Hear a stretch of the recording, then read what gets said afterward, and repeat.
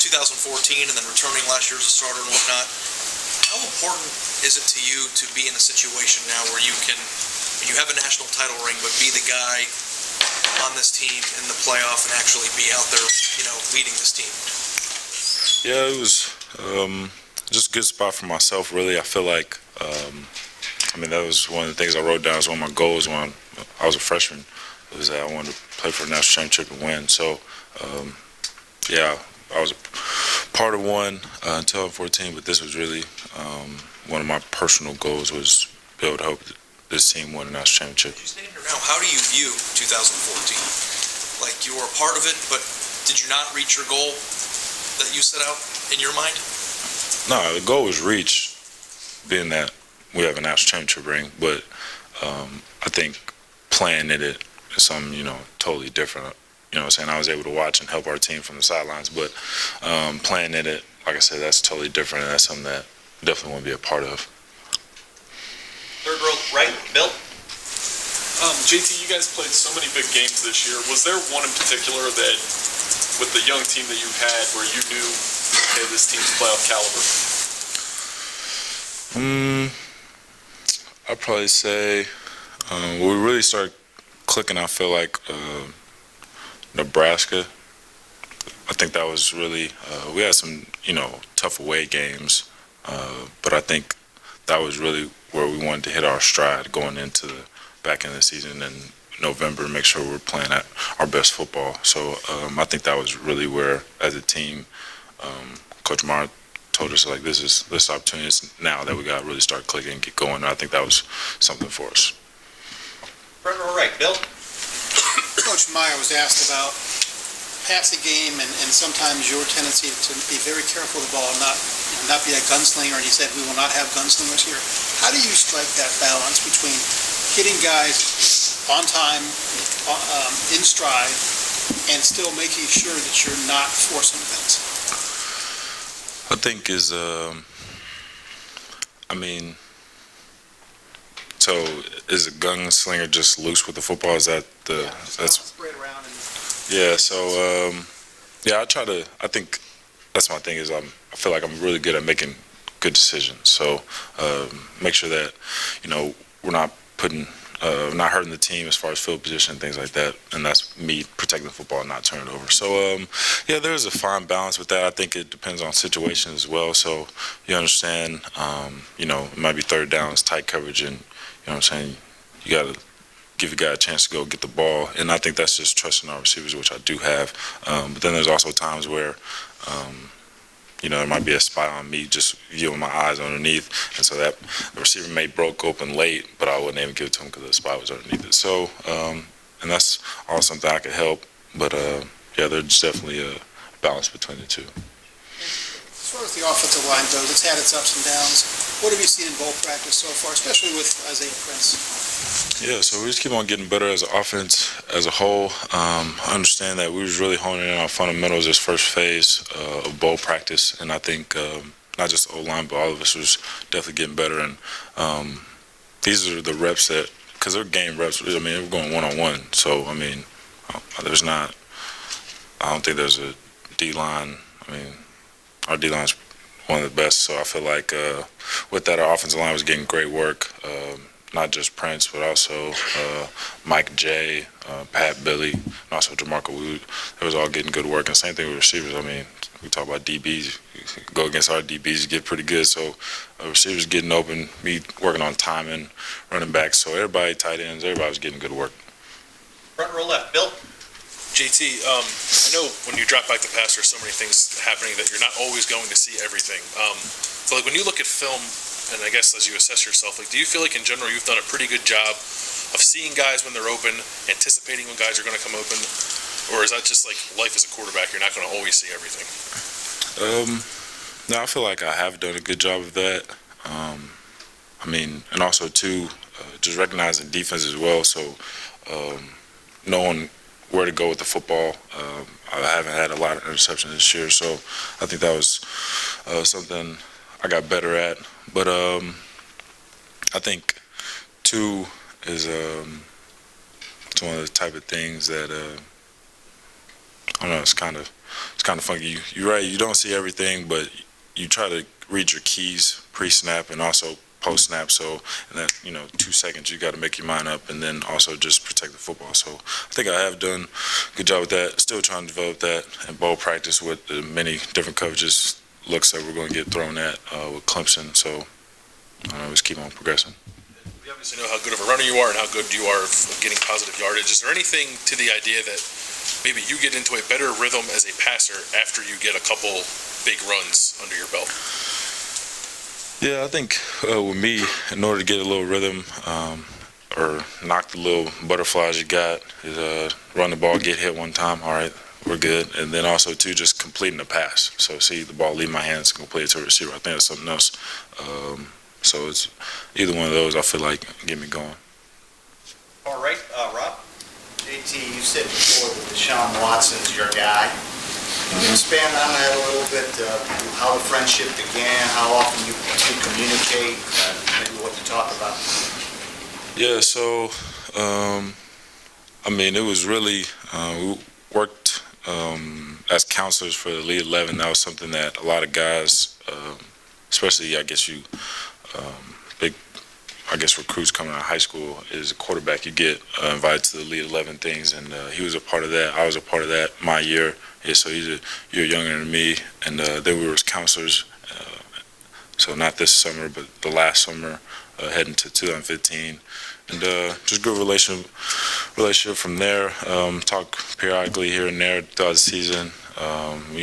We see each other. We got big games. Sending texts like, do your thing, things like that. But it's mostly, in season encouraging, understanding that quarterbacks, kind of have a little fraternity with the Elite 11. So just keeping that tight. What do you do as counselors? What's that role? So as a counselor, I was helping out my man Ross, Dwayne Haskins, when he was a Terrapin back those days. He was, but it's really so. As a counselor, you're helping the high school guys that are part of the 11. So as a counselor, you were a part of it. So now you come back and help those guys and develop them and help them progress, and basically just give them a little mentor as far as you are already in college and you went through that experience, and try to help them out in that way. And I'll be the first one to tell you, I really didn't talk to Dwayne a lot during that. He was, committed to Maryland. I wasn't trying to mess that up. Do your thing. But yeah, it's one of those things. Far left, Dennis? Yeah, JT, you said earlier it was totally different in 2014. I think we know what you all mean, but specifically, how is it different going after that playoff, having to work with Cardale, and you not being able to play? So it's just a different approach, really.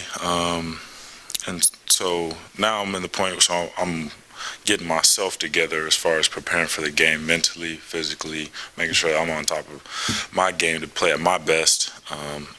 And then at that time, it was more of a, what can I do to help Cardale, get ready for the games that we have ahead, and also help just the offensive team in general.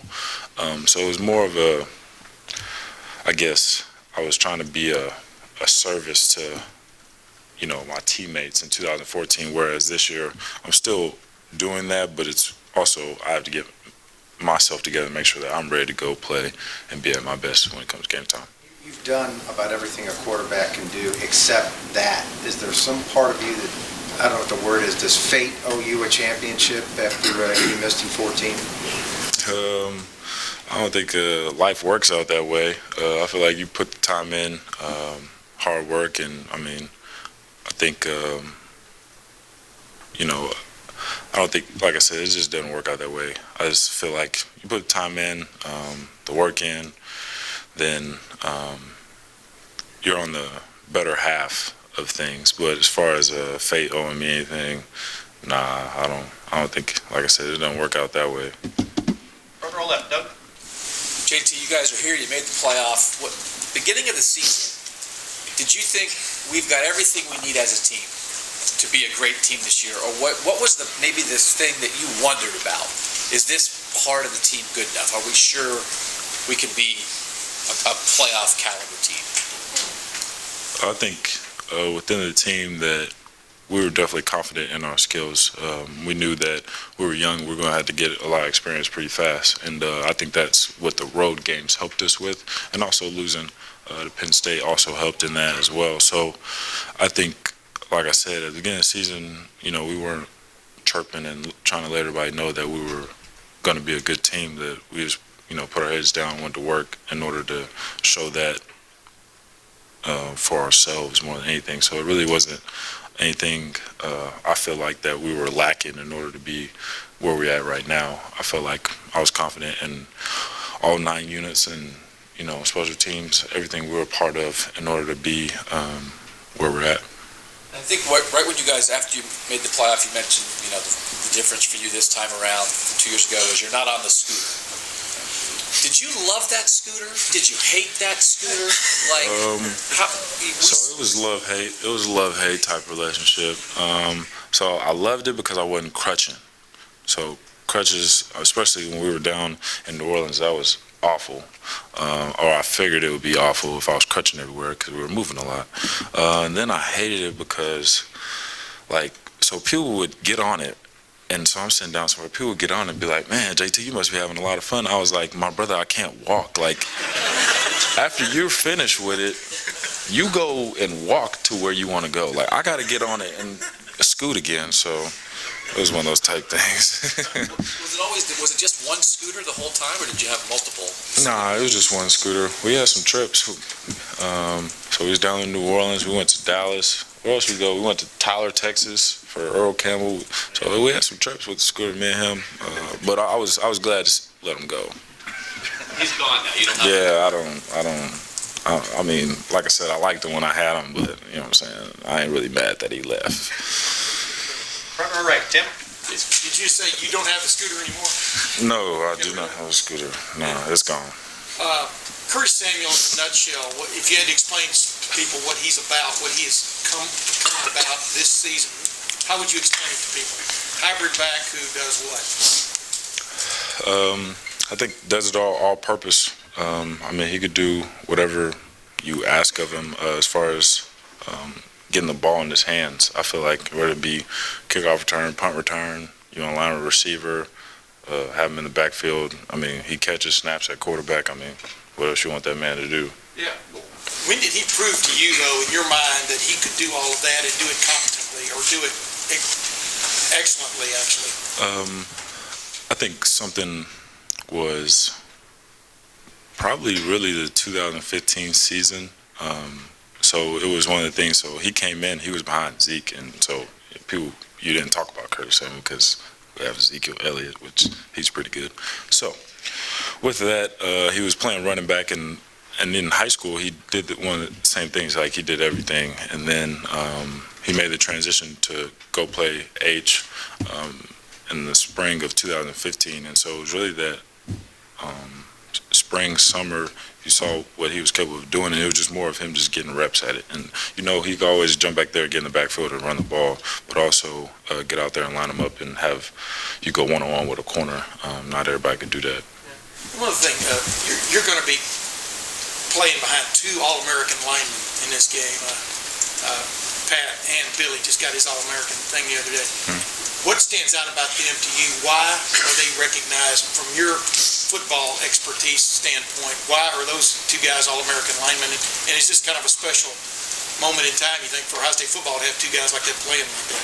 Yeah, so I think just grinders. If we talk about grinders here and, what that means, and that's just, I feel like when the going gets rough, that's when they get going. And, I mean, it's really just dominant play and hone into that whole aggressive lineman mentality. And if you look at, the course that they had, neither of them had injuries. So Billy's been, what is it now, like 3-year starter, but he hasn't missed a game. And same thing with Pat, you know what I'm saying? So with that, that's rare to come by. And just really grinders, and it's more of a just attacking approach on the offensive line that, that we like. That's the style of ball we like to play. And last 2 questions. Far right, Rob. Todd? JT, when you think back to when you first got here, what was most difficult about adjusting to playing in a program at this level? And then when you look at the other young guys who contributed so much this season, why do you think in general they've been able to make that type of adjustment at a quick pace? Yes, for myself, it was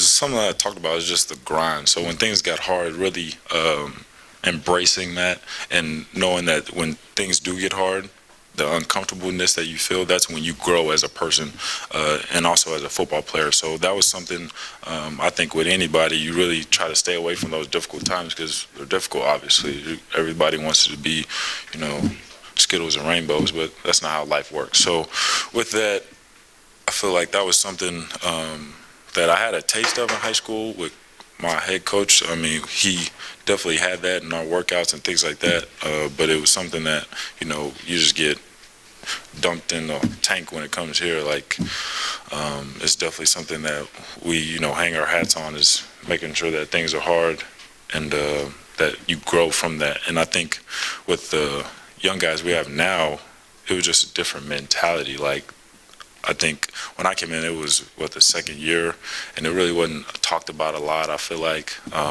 it was something, I feel like Coach Mick and Coach Meyer was definitely trying to build in our program, but it was something that wasn't, I guess, expressed really. Like when I came in, I'm looking at guys, and I was like, well, it's college, it's supposed to get harder, I understand that, but to, go through what we went through, it was just like, man, nobody told me about all this. Like, what was up? You know what I'm saying? Like, I didn't understand that. But I think when the guys came in now, it was like, it was really direct, and I'm like, this is how it's going to be. If you don't like it, then that's okay. We're not going to be mad, you know what I'm saying? You go somewhere else, we're going to be okay. But this is the way it's going to be. If you want to be a part of it, then we want you to be a part of it. But if you choose not to, no harm. No harm, no foul. Danny, you good? You need him? You're good? All right, folks. All right, JT, thank you very much. All right, go Bucks.